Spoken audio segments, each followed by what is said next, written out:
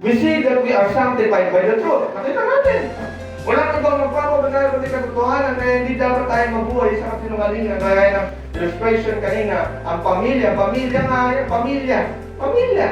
Hindi nagtataguan, hindi nagsisekretuan, kahit malalaman yan. Kahit itago ka na may favoritism, kung mananatiling ang mga magulang ay mabubuhay sa paborito, mayroon ng kinikilingan, diba? Kahit na gumagawa ng masama, ay patuloy pa rin kinukonsinte, hindi po yan nakakatulong sa pamilya. Ang pamumuhay sa pagtatago, pagkukunwari, hindi po yan nakakatulong para tayo ay mag-grow as a Christian at ma-sanctify, mapapabalaan ng Diyos. So nakita natin that sanctified by the truth of God's Word. Kailangan natin magpalalim, tuloy-tuloy, yung mga naglalamig sa salita ng Diyos, kailangan po bumalik po tayo sa salita ng Diyos. Through this truth, we experience the following: the source of sanctification, number 1, God's Word.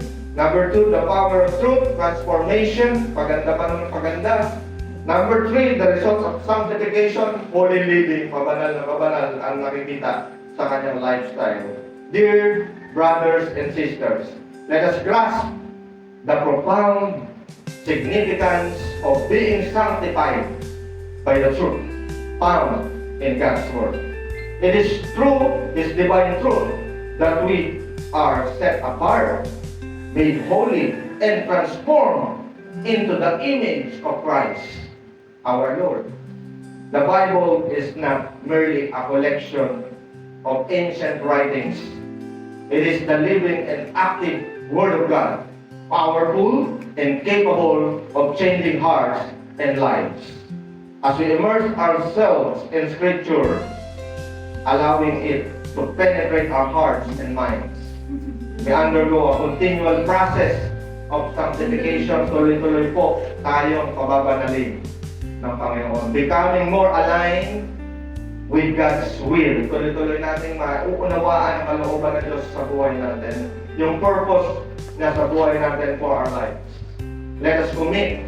Dito po tayo magtatapos lagi. Commitment. Let us commit to daily seeking His truth, allowing it to guide our thoughts, actions, and decisions, so that we may live lives that glorify Him and shine His light in the world.